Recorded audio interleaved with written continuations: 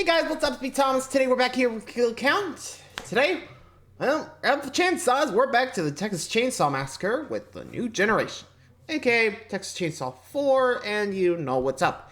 I mean, if you guys remember the original Kill Count, so let's just hop in and get on with it. This one's kind of probably the lowest point of the franchise. You'll understand why in a minute. Be sure to like, subscribe for more. Hope you enjoy. Let's go. Go. Sorry, I had a burp.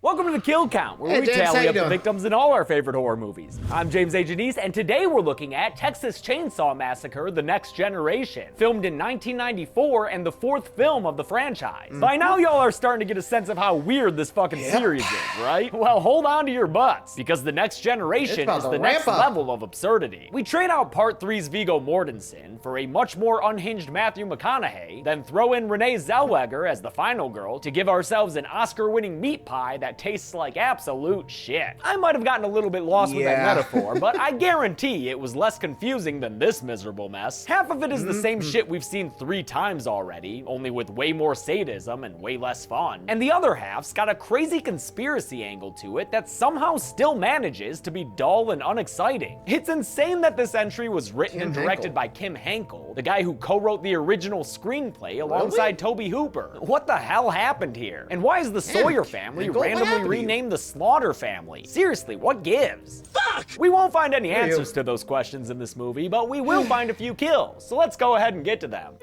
Let's just get this over with.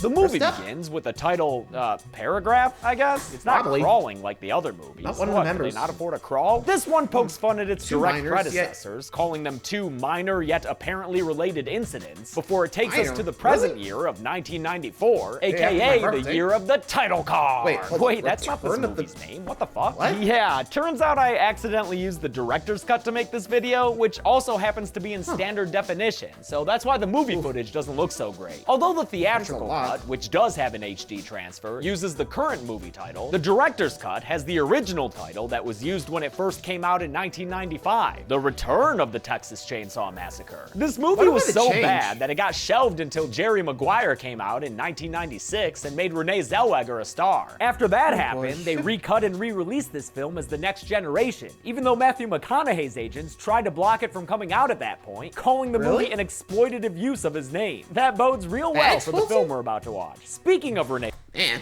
the fact that one of the actors of this film, like their lawyers were like, you better not release this, otherwise we're gonna sue you. Like, wow.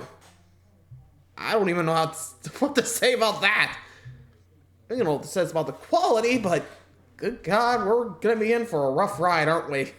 Anyway. Zellweger. Her character Jenny is a smart but timid girl ready to go to prom with her boyfriend Sean. Oh, come on! These are prom pictures being taken with a freaking Olympus. Quit cheapening that sound effect. At prom, Jenny's friend Heather finds her boyfriend Barry getting fresh with another gal. Barry! Oh, shit! God damn it! So she ends up leaving the school in a huff. Barry hops into the car before she's able to take off completely. Why? And then, sure, let's have Jenny and Sean in the back seat. What the fuck ever, right? One of the problems with this movie is that these characters friggin' blow. Jenny's alright, I guess, but Sean's an absolute nothing character, and Barry and Heather are both totally obnoxious. She's one big dumb whiny stereotype, and he's the kind of douchebag who will say absolutely anything to get his dick wet, like the old, if you don't give me sex, then I'll get cancer from blue balls. It's not my fault they're stupid enough to believe it. Oh man, I hate this guy. Even if he did deliver one idiotic line that ended up making me laugh. What's the matter? Afraid somebody might find out you have tits? Barry. Girls have tits. A totally not suspicious detour sends them onto a dirt road where they randomly get into an accident. The dude in the other car gets out and proclaims a clean bill of health. I'm not hurt. But then he passes out, making him a big fat liar. With both cars out of order, Sean agrees to stay back with the would-be manslaughter victim, while Jenny, Heather, and Barry set off to find some help, even if that means they have to travel through the spooky woods. What was that? And they dropped the flashlight. Great, now we can't see Jack. What do you mean you You can't can see see, Jack? fine. It's so bright out, it looks like there's a midnight sun in the sky. Eventually, they I'd be come surprised across if it an was. office trailer, and inside is the spitting image of a 90s power woman. While this lady Darla calls for Darla? help, she catches Jenny eyeballing her tatas and tells the teenage girl that they were a good investment. In fact, she's so proud of them that she flashes random high school boys who are driving by. Lady, that's a sex offense. Back at the car accident. I don't know. Like, I think if I saw her do that, I'm like, look, we're just gonna go back on the road and see if we can find our way back. Which, actually, I'm kind of surprised I didn't think about. Like, seriously. Took a turn, and even I wouldn't fall for that old, side thing. But, like, okay, over there. I mean, seriously, didn't want to see the road closed sign and just think, yeah, let's go the other way. Anyway. A tow truck arrives driven by Matthew McConaughey's character Vilmer, who for some reason is sporting an air pump powered leg brace. Man, what happened down Dog, there? we just had Leatherface walking around with a leg brace in the last movie. What are we doing here? Immediately, we learn that Vilmer's a real nasty son of a bitch. In fact, he kicks off the kill count straight away by breaking the neck of that passed out driver. And if you're Jesus, wondering why I Wilmer, called him what are you I'm doing? Not Hurt here, that's literally what the character is named in the end Really? credits. Director complains to Kim Henkel. Sean, rightfully terrified, backs away as Vilmer tells him that he's gonna be the next inductee of the Dallas Dyers Club. It ain't no fucking biggie. Vilmer chases Sean down the road in his truck until he knocks him down and revs himself up for another kill. All right, racing fans, here we go. Sean becomes the second victim on our list as Vilmer runs him over and over again with his tow truck, crushing the kid under his tires until he's nothing more than a flat circle. The kids leave Darla's office to head back to the accident. Nothing left for them here since Darla's already called the tow truck and given them all the wisdom she has to offer. But you just tell him how the cows eat the cabbage and you won't have any trouble. What? Cows eat the eating cabbage? What? What? After walking for a while, the kids are nearly hit by a truck driving past them. And although Heather and Barry choose to follow it, hoping for additional help, Jenny sticks to the original plan of heading back to the accident, even if it does mean fending off wild trash bags that are trying to keep her away. Now on their own, was that Heather and about? Barry continue being the most annoying characters you could ever ask to make a skin mask Leatherface, out you of. get these two I told already? you I'm a bitch. That doesn't make it okay. They get to a big old house and knock on the door, but when they don't get an answer, Barry goes around back while Heather takes a seat on the porch swing. Apparently, this girl has lost all sense of touch, smell, and spatial detection because she doesn't notice the giant man-child who comes up behind her and starts fucking with her hair. Barry gets held up at gunpoint by Walter Edward Slaughter, aka W.E. Slaughter, which was the name of Drayton's barbecue joint in the W.E. original Slaughter. movie We 20 Slaughter. years I prior. get it. I guess Kim Henkel decided to take that jokey name for a food stand and use it for a character's name here, renaming Not the sure Sawyer why. family the Slaughters in the process. I feel like that says a lot about this movie. W.E. is a man of culture who quotes men of history like Ulysses S. Grant as he holds Barry captive. He doesn't even let Barry go to help his girlfriend when they hear Heather screaming after she finally notices Leatherface. Oh, That took a actually, while. hey, I'm sorry. In this movie, they just call him Leather. So he went Really? from Leatherface to Bubba to Junior to just plain Leather. Wow, Really? this series don't give a damn about itself. Leather carries not care Heather about into the continuity house at all, into a back don't they? room where there's a dirty freezer on the floor. Ew. He traps her inside of it by putting a big metal thing on Tub, I top, guess? but her incessant screaming still drives him and his Kenny Powers mullet insane. Outside, after W.E. leads Barry to the front door, Barry makes a hashtag big move and locks the dude out of his own house. Dumbass! Yeah, he's Yeah, the says the dumbass one with the Barry, gun. even though you're the one acting like you're safe at home in this decrepit stranger danger house and yelling to your girlfriend who ain't there like you just got home from the bowling alley or some shit. There's some crazy guy outside with a shotgun. Locked him out, though. You should have seen me. He finally notices that things aren't exactly Yeah, normal that here, don't and then look runs fun. into Leather, who kills him with a hammer. Bonk. It's a pretty quick attack, and Barry's eyes do seem open while he's getting kicked all over the floor there, but we never see him again, so I'm pretty Barry. sure he did. With another fresh body to freeze, Leather takes Heather out of the icebox and hangs her up on a meat hook, because that's just what you do when you're Leather Blank in a Texas Chainsaw film. Jenny is approached by Vilmer in his tow truck, and although she's reluctant to trust him at first, she eventually drops her guard and accepts his offer for a ride. Jenny, Probably this was should've not the just guy kept to walking. turn to. He's already yelling at you and knocking the glasses off of your face. Hey, Vilmer, shouldn't you have left those on her face if you really wanted to show off your work like this? All she sees now are a couple of hanging human-shaped blurs. Jenny's not in the mood to deal with psychopaths tonight, so she tucks and rolls out of the moving truck, then runs as fast as she can while Vilmer chases her in a scene that reminds me of that one from Halloween 5, when Michael chased Jamie and her foster sister's friend into the woods. Yeah, woods that look just like these. Weird. Vilmer says, all right, you win, and leaves in his truck, but then Leather runs up to Jenny, his chainsaw all a-growling, and we get an all too familiar chainsaw chase through the woods that ends with Jenny reaching the slaughterhouse. She locks Leather out and runs upstairs while he saws down the door, which, yes, is exactly what Sally did in the first movie, because these sequels are fucking shameless, and not in the fun Emmy Rossum way. And in case you wanted more classic moments recreated, here, let's have Jenny jump out of an upstairs window to escape Leather's pursuit. In a minor variation on this moment, Jenny climbs around on the roof and senselessly up a TV antenna, undoubtedly interfering with Mr. Futterman's reception. Oops. Goddamn foreign TV. She's finally able to escape Leather by jumping onto the world's strongest power line, but as she tries to Ninja Warrior away, Leather saves his family some money and becomes a cable cutter, causing Jenny to crash to the ground and begin a second lap of their chainsaw. Come back here, boy. Jenny runs all the way back to Darla's trailer and tells her what's going on. He's out there with the chainsaw. No, he had a chainsaw. He was chasing me with a chainsaw. But we've all seen the first 3 movies by now, and since they all do the same damn thing, it's no surprise when we find out that Darla was just holding Jenny there long enough for WE to come in and start zapping her with a cattle prod. I know this whole series has people getting mocked and tormented by Sawyers and Slaughters, but this one feels especially mean-spirited for some reason. WE beats her, bags her, and throws her in Darla's trunk, but apparently he didn't bother closing it all the way, because later, when Darla's in a drive-thru pizza place, gross, an employee tells her that her trunk is open. That's just somebody I got tied up back there. This massive oversight nearly gets Darla caught by the cops in line behind her, which include Deborah Marshall, aka Deborah, aka the one-time wife of Stone Cold Steve Austin and a valet in the WWF. Apparently, she tried acting for a little while before having the misfortune of being a woman on the roster during the Attitude Era. Darla just blows off the cops and heads back home, where she finds Heather in the road along the way, injured and trying to escape. But unfortunately, Darla's not about to be very helpful. Don't hit me.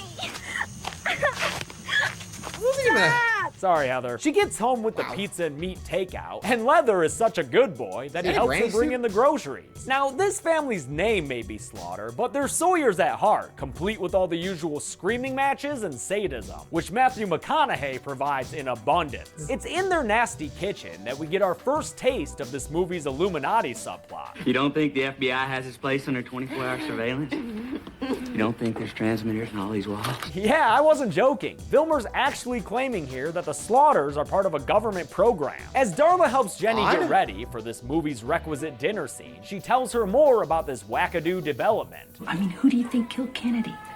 Government? No, that government stuff is bullcrap.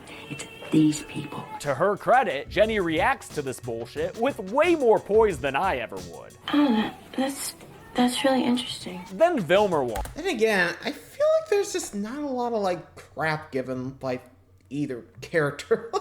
Like seriously, did you see earlier? Like she was chasing me with a chainsaw. Like why a chainsaw? Like who asked like that when they just ran away from a maniac with a chainsaw? Like seriously.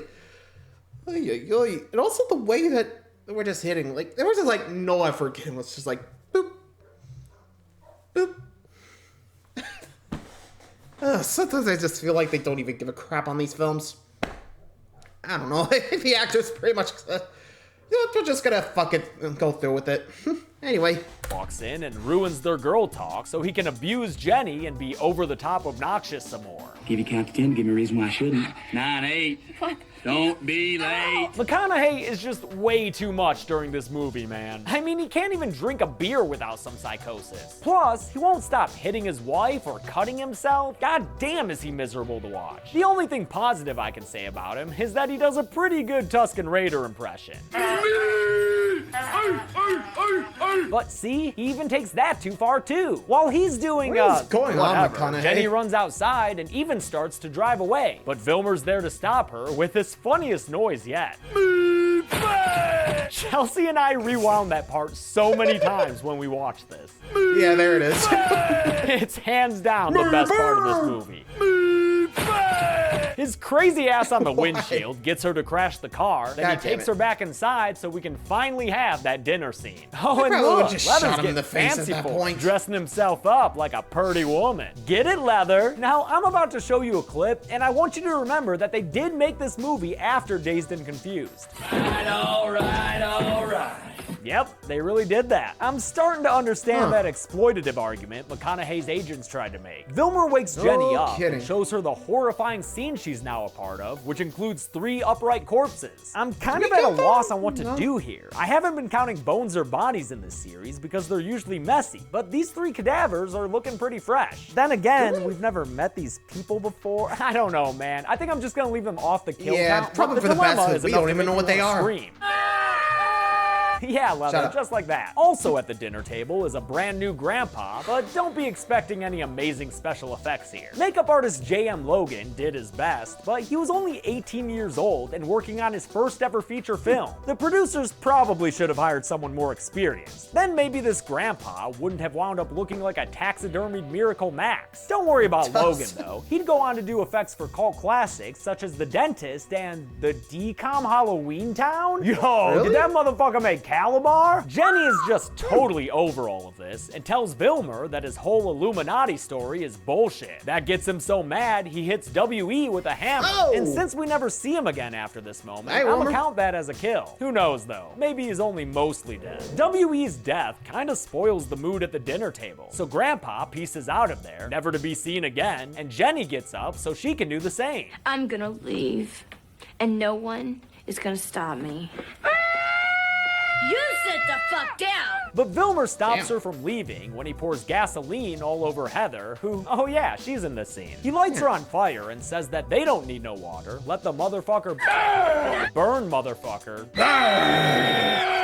Darla extinguishes Heather, who then falls to the floor, and you'd better get your head out of that McConaughey crotch there, Jenny, because it looks like the Sawyers have got company, and oh shit, it's the fucking Illuminati, isn't it? The Illuminati dude, credited as Mr. Rothman, tells Vilmer that his president is a piss-poor job. And what is his job exactly? I want these people to know the meaning of horror. Oh, well shit, dude, just have him watch my channel. Then you wouldn't have to go through all this nasty shit with Bridget Jones. Oh, but he'd be into the nasty shit, apparently. Judging by his graham cracker belly engravings and the way he licks Jenny's face like a fucking weirdo. Mr. Rothman leaves, and Vilmer walks over to finally finish off Heather. He puts his mechanical leg on her head and kills her by crushing it underfoot. The kill itself happens off screen, and it certainly takes him a while, but eventually he gets there, if you couldn't tell by that climax face he has. Jenny once again decides to leave while all this random chaos is going down, and this time she makes a run for it on foot, setting us up for yet another chainsaw chase scene when Leather runs out to pursue her. You can do it, Leather. You've got your own cheer section going. Get that bitch! Go! As the morning sun rises, Jenny makes it out of the woods and heads towards the road, where a couple of members of the True Knot are enjoying an RV trip through the countryside. They help Jenny inside to escape from Leather with some of the worst line dubbing I've ever heard. There's a monster chasing her with a chainsaw. Step off, Mr. Spotty. They start to drive away, but Leather catches up to them on Vilmer's truck and chainsaws them right off the road. It's kind of funny that whoever investigates this crash is probably gonna blame it on that Bloody Mary this guy was drinking at the wheel. Jenny once again makes a run for it, the fate of those retirees unknown, and is chased by Vilmer and Leather until a fucking plane out of fucking nowhere swoops down and fucks up Vilmer. What the fuck? That random ass plane just killed the primary antagonist of this movie. What the hell are we even doing here? I know, Leather, it fucking sucks. And I know what you're thinking right now. Maybe the plane was flown by those Illuminati dudes, right? Nope, because they're in this car that comes out of nowhere to quote-unquote rescue Jenny, leaving Leather behind to do the same old song and chainsaw dance. Mr. Rothman tells Jenny that this whole thing was supposed to be some kind of spiritual experience or some shit, but that it didn't work out exactly as planned.